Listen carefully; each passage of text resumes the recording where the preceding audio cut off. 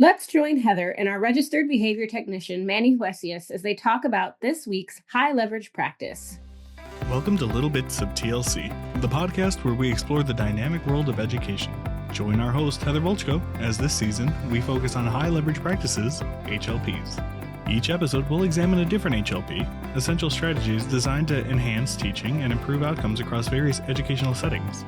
These practices focus on collaboration, assessment, social, emotional, behavioral support, and instruction, benefiting all K-12 students. I hope you're ready to be both challenged and inspired, because this season is all about mastering the HLPs. This is Little Bits of TLC. Looking for something that actually fits your life? TLC University is here for that. Each week, we spotlight something different. A webinar with real-world insights, a hangout-style interview, and a hands-on workshop or a Q&A where we answer your questions. It's flexible, it's self-paced, and most come with CEUs. So whether you're looking to grow, reflect, or just listen in, there's something here for you. And it's all in one place.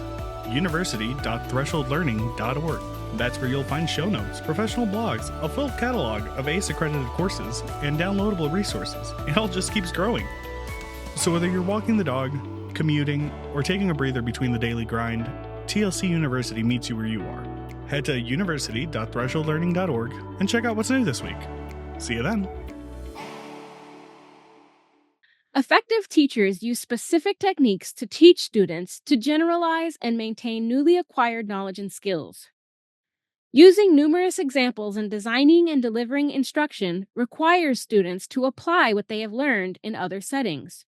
Educators promote maintenance by systematically using schedules of reinforcement, providing frequent material reviews, and teaching skills that are reinforced by the natural environment beyond the classroom. Students learn to use new knowledge and skills in places and situations other than the original learning environment and maintain their use in the absence of ongoing instruction. This week, we're talking about high leverage practice number 21. Teach students to maintain and generalize new learning across time and settings. So, Manny, I know you are constantly working with our students that are transitioning from, one placement or one environment into another environment.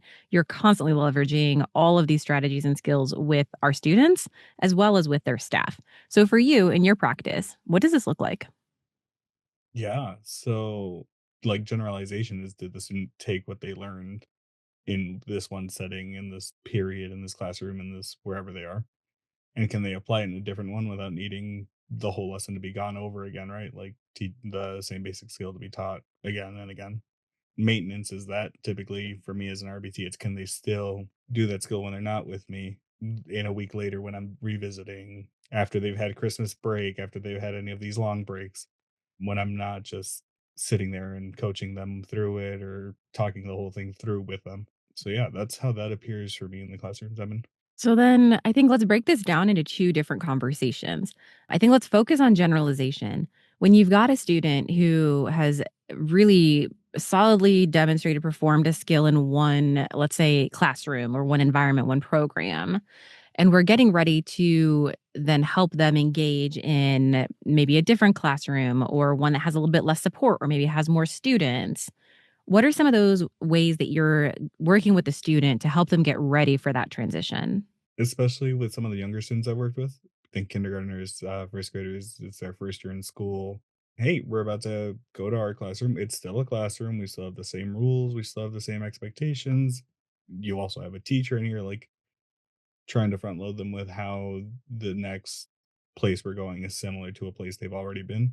I think for the student, kind of letting them know, like, oh, right, in this location, we use this skill, so I'm going to use it here. So once they've started making some of those connections between what they're familiar with and where they're headed, that's typically where you're like, okay, cool, let's go check that out then. And so there's a bunch of different ways that you've walked with students into those new settings. So what are some of those strategies you're using when the student is now kind of first stepping foot into whatever that, next location might be?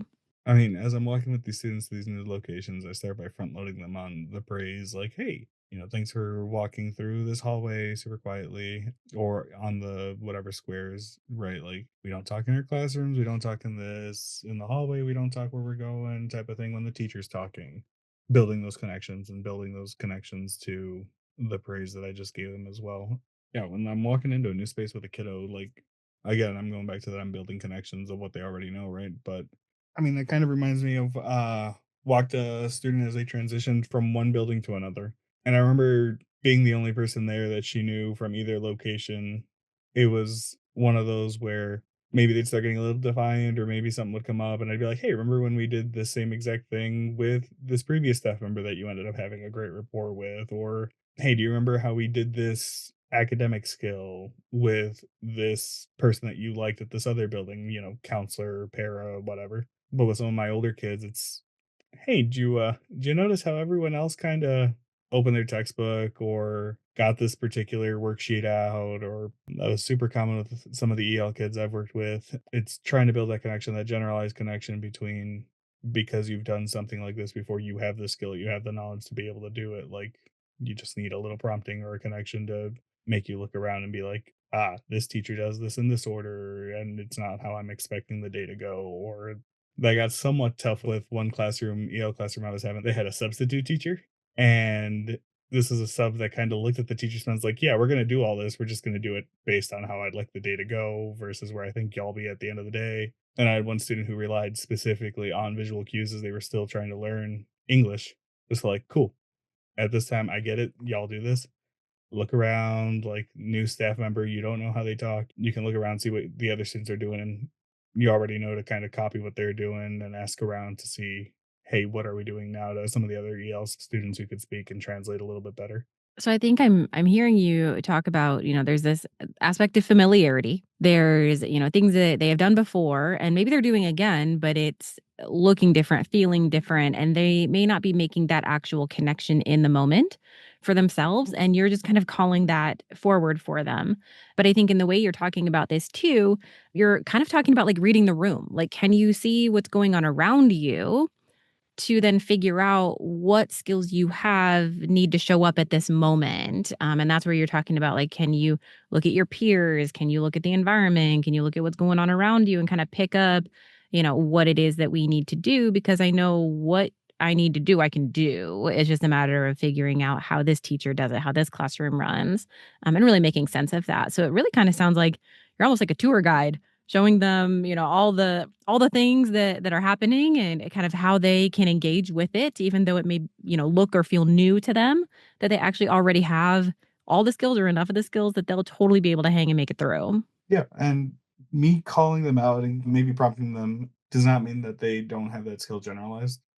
Again, especially with some EL students that they know how school functions, they just don't know the language. So because I'm not taking the time to reteach them, okay, and now we look around after the looks like this and you expect this. Like, now you can look around, etc. That skill is generalized. It's just letting the student know, hey, you do have that generalized skill.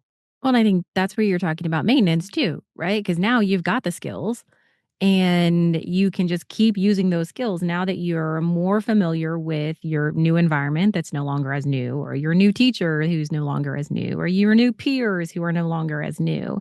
Now you've got those skills, you're a little bit more familiar with them. You've kind of generalized that into this, new space or classroom program, whatever. So now can you maintain those skills while I back myself out of here, right? I'm not going to come every day. I'm only going to be here, at the end of the week, or I'll catch you next month, like you've been able to provide those supports and then fade yourself out as really kind of a maintenance test for, can students continue to perform those skills now that they are, generalized into that new situation. Walk me through, for you, what are some of the things you're looking for to make sure that those skills have actually stuck, like that they're actually staying the same between, the visits that you have, or, even just like different people who are working with them. One of my favorite ways that I've had the yep, not only did the generalization take, but also they're retaining it, they're maintaining it, is when staff members come up and they're like, okay, we've been working on this, and like, now they don't even ask if you're coming today or whatever. Do I have to show Mr. Manny that I can still do this? Because I've had students, especially while I still have those consecutive days as I'm initially teaching the skill or whatever. Hey, look, Mr. Manny, I can do it today. Hey, look, I can do it today. And then I'll start the fade out process. And hey, we had an issue with this. And I'll be like, hey, bud, like we did this together last time. Like, what's going on? You know? But then having a teacher after me doing bi-weekly visits, monthly visits, as I'm again continuing to fade out, staff members who are like, hey, like, again, we've been working on this. It's great. Like, they're able to do it here. And maybe we only worked from this area to this area because that was, but they've actually managed to take these skills and do them here as well. Like, and the student starts realizing where I can apply these skills, where this place is like this place, or the situation's like that situation. And it's one of my favorite ways to know that maintenance is happening. My other favorite way of getting confirmation of maintenance is the being able to go slip into one of those familiar classrooms to do an observation, but the student isn't necessarily interacting with me directly, or I'm not working with them directly, and being able to just see the kid doing it. And I love it when the teacher will recognize that, yes, I'm there checking on how we're maintaining and generalizing, and the kid will do the thing, and the teacher will look at me wide eyed and smile, and we're like, yes, we've been doing good type of thing. And then the other one is with I'm not saying it's not my favorite, but through those check in, check out sheets that we sometimes run, where the kiddo is consistently scoring on their replacement behaviors, their, daily points or whatever that is, and being able to see, like, you've been earning twos consistently, you've been earning this number consistently, like, helps me more or less know, do we need to continue working on this skill? Because we're almost there. We've got it. We're at a, 1 out of 2, or we're at a 2 out of 2, and it's the, dude, you're doing great. Like this, you've been doing great for however much this data reflects that you've been doing this for and consistently getting these scores. Yeah, I appreciate that you're bringing in, check out to this because I think some people just view that as data, not something that's actually showing students, are those skills sticking? Are they, continuing to, show up in those ways?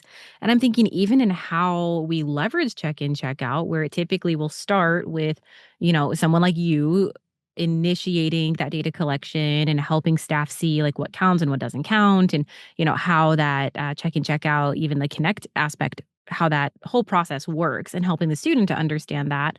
But then you're transitioning that to staff, which is a kind of an aspect of like you're generalizing that skill, but you're also then helping the staff to see, can the student maintain the skills when you're no longer the one giving them the feedback. Now that staff member is giving the feedback. And then let's say that's a that paraprofessional then is taking them into other classrooms, and then that support starts fading back. So now it's the gen ed teacher who's providing that feedback. And again, like, can the student maintain even though that paraprofessional, that local level has, really faded back? And then we've even got students who are rating themselves. Right, so they're just, like, they're noting their points and then asking that teacher to say, like, "Hey, do we agree? Did I rate myself the way you would rate myself too?" And, oh my goodness, like, there is, I don't think, any stronger form of maintaining a skill, but to perform it consistently through all of these, fading of supports, and then to be able to accurately identify, like, how I showed up with those skills. I mean, that's amazing. Yeah, like one of my favorite questions to ask a kiddo as they're going through the day is, maybe I'll do it a couple weeks after I've started my fade out and they've shown consistent higher scores across, like, hey, how are we doing today? Great. I was able to use this here, this player, when this time ended, and when the staff, you know, assign them their score, give them the feedback, talk the student through it. It's like, yeah, and X staff was able to see where I maybe didn't reach the goal, but here's what we're going to work on. And the staff and the student have already come up with how to achieve that next point. I think even using check out, you can see generalization. Like, there have been times where we have started teaching a skill in one block of the day, and then we're kind of watching, does that data trickle out from just that block of the day, right? Like, I'm thinking of students that are maybe part-time in one placement and part-time in another placement.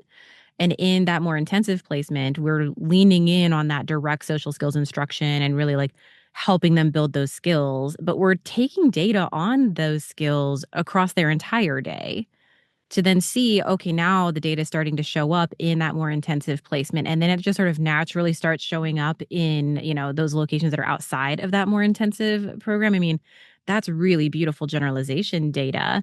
And then if it sticks, that trend continues over time, well, then now we know we're maintaining it, and we can maybe get to the point where we can swap that skill for another skill and really go with it from there. But yeah, the check in, check out sheet can show not only are they maintaining those skills as, staff or support or environments are kind of fading, shifting, for them.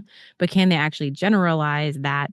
You can catch that in the data even as a precursor before you start looking at, fading some of those supports too. So yeah, thank you for bringing forward the, check in, check out side of this. I had not thought about how that's such just a clear, like data based piece on identifying when, generalization is happening and if when maintaining those skills is really happening because it's such a clear data-based way of, understanding what's really going on with the student across their day and across a bunch of different staff. So thank you for that. One of my favorite data-driven forms of we're accomplishing the goal we set out to do. Of course. So thank you so much for sharing your words of wisdom with us around everything that has to do with generalization and maintenance, because I know so often that is how you're leveraged with our teams is to get in, help those students grow those skills as quickly as possible, and then utilize them with other staff and back yourself out as fast as possible. So thank you so much for sharing how it is that you make that happen. Yeah. See you next time. Working in a self-contained, alternative education, therapeutic, or correctional classroom? Project Onward is a 6-strand cohort-based project designed to help you build a strong, structured program for complex students who need extra specialized support. You'll get practical tools to set up clear routines, strengthen engagement, manage behavior, and plan instruction that actually fits the splintered needs of your students. By the end, you'll walk away with a complete, ready-to-use program that has been adapted to your local needs. Led by Heather Bolchko, Lathrell Eisler, Jonathan Barbario, and Manny Wasius, Project Onward blends proven strategies with vetted experience, helping you move forward with confidence. If you're creating something from the ground up or looking to update what you've got, this project gives you the structure and clarity to do it well. If you support students with low incident needs, Project Base helps you design a consistent classroom built just for them. And if you're working in general ed or resource settings with behavioral challenges, Project Thrive gives you the tools to work with, not against, the flow of your classroom. Visit university.thresholdlearning.org to meet the team and get started today. Let's move onward, together. Generalization and maintenance of newly acquired skills are ongoing challenges for students with disabilities, particularly those with autism spectrum disorder. Generalization refers to the ability to perform a learned behavior in different environments from where it was initially taught. This process doesn't happen by chance. It needs to be systematically programmed into the instruction. Research has shown that skill development follows a clear sequence. Students first acquire accuracy, then move toward fluency, maintenance, and finally, generalization. For generalization to take place, students must practice skills across various settings and with different instructors. It's crucial to vary the instructions and reinforcers and create commonalities between the teaching environment and real world settings to help students use these skills beyond the classroom. On the other hand, maintenance happens when a student continues using a learned skill without the need for further instruction. Teachers play a significant role here, using reinforcement schedules, regular reviews of material, and other methods to ensure that learned behaviors are retained in new environments. This reduces the student's dependency on the teacher and makes their skills more functional in everyday life. Effective educators understand that both generalization and maintenance need to be planned for from the start, ensuring these strategies are embedded into the teaching of new academic or social skills. A defining challenge for students with disabilities is their difficulty in transferring newly learned content and skills to settings beyond where they were initially taught. This makes it essential for educators to explicitly teach how to apply that knowledge in different environments. While explicit instruction and providing feedback are crucial to this process, collaboration among teachers is equally important to ensure students can generalize and maintain these skills. By working together, educators can create a strategic plan to help students apply key knowledge across various settings. Additionally, promoting maintenance of these skills involves the use of structured reinforcement schedules, frequent reviews of the material, and focusing on skills that naturally carry over into the student's daily life outside the classroom. Effective teaching doesn't just stop at content delivery, it ensures students can use what they've learned in the real world. Teachers who excel at promoting active student engagement play a pivotal role in helping students generalize skills and behaviors across different settings.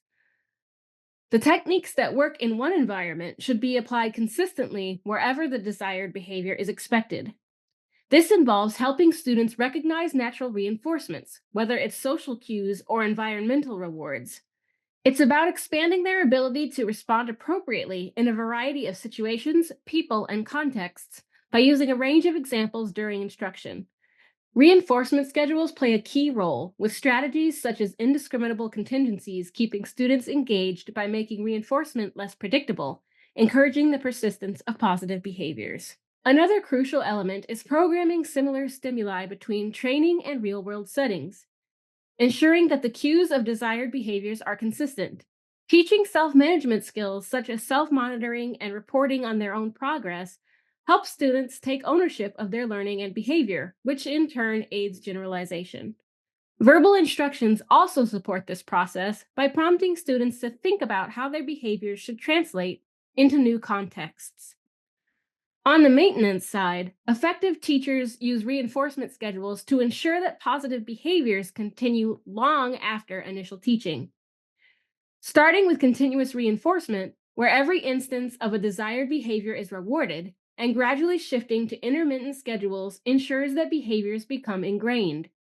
Overlearning trials and distributed practice are key techniques that provide students with additional opportunities to reinforce and solidify their skills. Data collection plays an essential role in monitoring the generalization and maintenance of behaviors.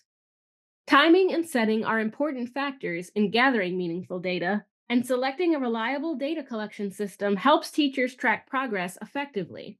By summarizing the data visually and comparing student performance over time, educators can identify areas where additional support or adjustments are needed to promote further generalization and success. For school leaders looking to support teachers effectively, focusing on professional development and coaching is crucial. It's not just about providing instruction, but also about guiding educators in selecting and implementing strategies that enhance students' abilities to generalize and maintain their skills. Observing classroom practices and offering targeted feedback or coaching helps ensure that the strategies are applied correctly and effectively. Encouraging collaboration among all school professionals is another key aspect. Promoting generalization and maintenance of skills isn't a solo effort, it's a team oriented process that benefits from the input and coordination of everyone involved. Facilitating this collaboration ensures that all team members are aligned in their approach and understand their roles in supporting students. Additionally, equipping educators with the skills to teach self-management behaviors to students is essential. This includes providing targeted instruction and professional development in how to help students develop self-regulation and independent learning strategies. By focusing on these areas, school leaders can help create a more supportive and effective learning environment that fosters long-term success for all students. Systematically programming for the generalization and maintenance of new learning is a practice deeply rooted in empirical evidence, especially when it comes to teaching students with disabilities. This approach is not just a theoretical idea, but a proven method for helping students retain and apply social and academic skills across various settings and with different instructors. The foundational techniques for this practice have been validated through numerous studies. These techniques, primarily evaluated through single case methodology, have shown significant success in enhancing student outcomes. Single case designs are particularly effective for intervention research aimed at improving the educational experiences of students with disabilities.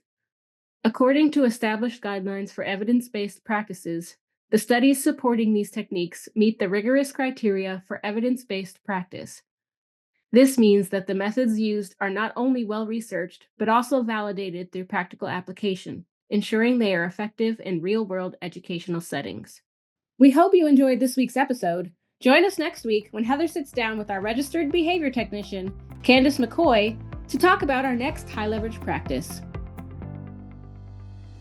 Hey, before you jump back into your busy life, consider dropping a like and follow @ThresholdLearningTLC on LinkedIn, Facebook, and Instagram. And if you like our show, share the podcast with your colleagues. A personal recommendation is by far the best way to promote the podcast. Let them know that they can listen on Apple Podcasts, Spotify, or anywhere else that they catch their podcast. Just be sure to leave a rating and review on your favorite platform. You can email us at info@thresholdlearning.org. We always enjoy connecting with fellow educators and champions for educational justice. You can find everything you're looking for at thresholdlearning.org. See you there.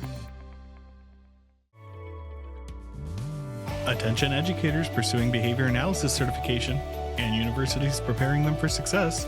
Supervision with TLC offers 100% remote fieldwork supervision designed specifically for school-based professionals.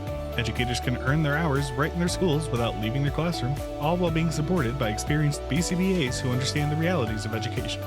With month-to-month scheduling, affordable rates, and both live video and asynchronous chat, our fieldwork supervision model is designed to fit into your life, not the other way around. We also invite universities to enhance their graduate programs in partnership with our team of practicing school-based BCBAs. Our fieldwork supervision model keeps students on track for certification by helping them connect their practice to all exam domains so that they can confidently pass the exam. Explore more at university.thresholdlearning.org/supervision or email supervision@thresholdlearning.org to connect. Supervision with TLC, where educators grow into behavior analysts.